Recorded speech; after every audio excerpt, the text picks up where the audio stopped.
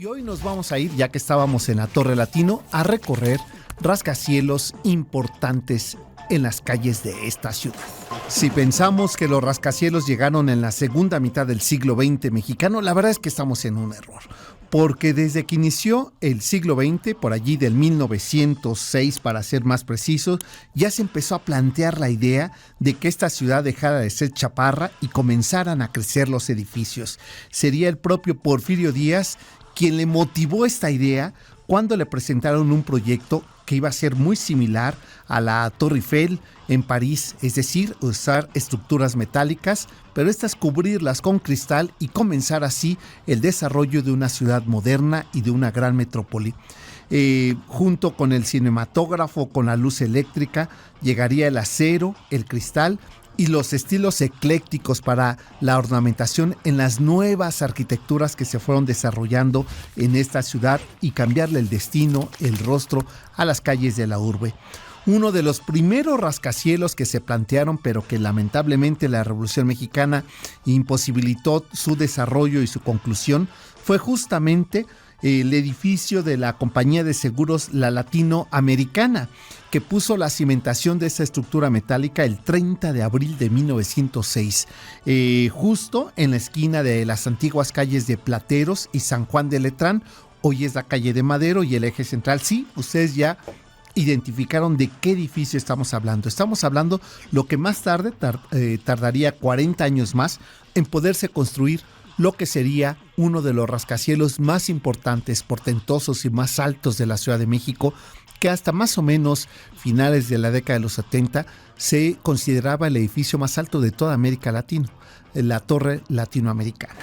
Ese suspendido edificio quedará ahí una estructura metálica que no acababa de crecer y que con el tiempo estaría casi entrando en desuso. Hacia el poniente de la ciudad, en las actuales avenidas de Benjamín Franklin y Avenida Revolución y Jalisco, en ese triángulo, pues en 1929, uno de los arquitectos de aquel entonces, la moda urbanística postrevolucionaria y posguerra, plantea el primer rascacielos de la Ciudad de México.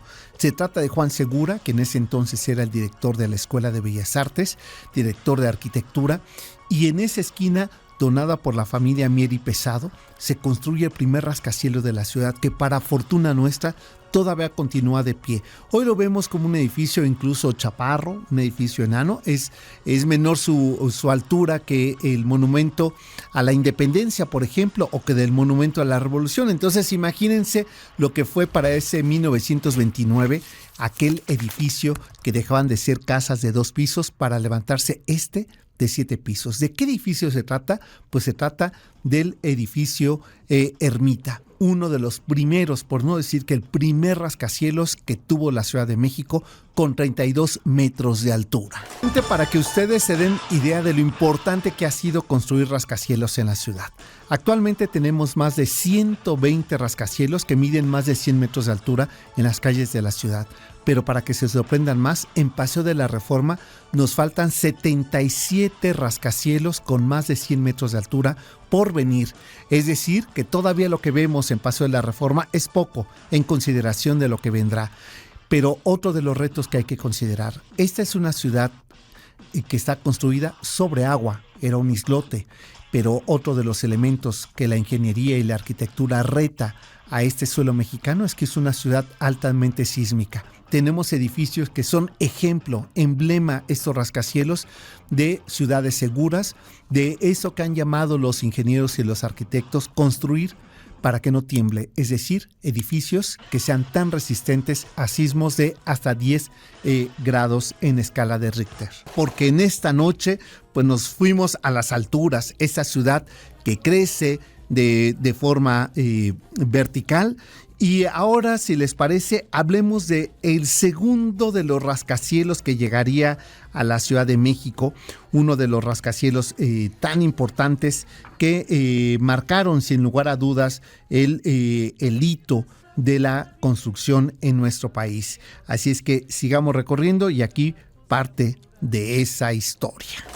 Era el año de 1936, Paseo de la Reforma iniciaba un proyecto innovador que marcaría el hito del turismo internacional en nuestro país. Se trataba sobre las calles de París, esquina Paseo de la Reforma.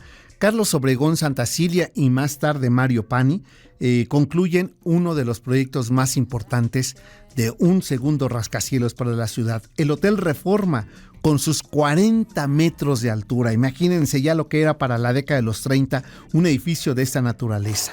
Pero después vendría otro que volvió a retar el suelo mexicano y la altura, los aires de esta ciudad, sobre Avenida Marina Nacional 329, muy cerca de donde están las instalaciones de MBS en la colonia Anzures, aquí en la Ciudad de México. Un quinto rascacielos, el más alto de la ciudad, con 211 metros de altura, imagínense ustedes. Se trata de la torre ejecutiva de Petróleos Mexicanos. Pero solamente 5 años duró su vanidad de ser el edificio más alto de todo México, porque en 1984 llegaría finalmente una nueva torre hacia el sur de la ciudad, en la colonia Nápoles, ahí en Filadelfia y Montecito 38. ¿Qué edificio se trataba? Del World Trade Center, que originalmente iba a ser el Hotel de la Ciudad de México. Un edificio que durante 19 años fue el rascacielos más alto, superado hasta el año del 2003 por la Torre Mayor. En el año 2003 vimos nacer, ahí donde estaba en esa esquina de Avenida Paseo de la Reforma y Río Ródano, donde estaba el hotel, el Cine Chapultepec. En 1999 empezamos a ver que se desmantelaba aquel maravilloso y majestuoso cine, y todo el mundo decía que llegaría al edificio más alto. Decían que iba a ser imposible, que no se podía construir, y finalmente en el año 2003 se inauguró este edificio, llamado así la Torre Mayor, pero le duró muy poco el título. 225 metros de altura desde Paseo de la Reforma, con 55 pisos, además 4 niveles de estacionamiento subterráneo, 9 niveles sobre el nivel de la calle y 2,000 espacios para el autoservicio disponible.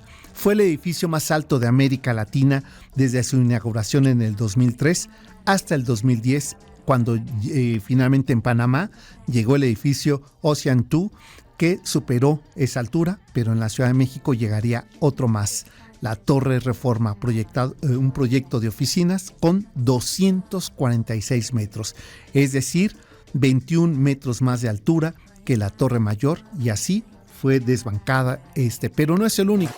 Vamos a mencionar 2 torres, 2 rascacielos tan importantes, tan bellos, tan significativos y tan polémicos en la Ciudad de México. Uno de ellos corresponde, si nos vamos al lado de Santa Fe, pues ahí vamos a encontrar una hilera de más de 11 rascacielos, cada uno compitiendo en altura y en formas caprichosas. Pero me detengo a uno en especial, la Torre Paradox, que forma parte de los 49 rascacielos más altos de la Ciudad de México y se encuentra ubicado ahí en la colonia de Santa Fe, y es uno de los edificios más altos, 230 metros de altura, que además tiene esta forma que parece que se va torciendo, y esa forma en que fue torcido el metal y después cubierto con estos cristales translúcidos le permite hacer 45 niveles de los total de los 60 que tiene, van en desniveles, tiene 337 departamentos en 75,000 metros cuadrados de construcción. Es la Torre Paradox, otro de los rascacielos imponentes de la ciudad.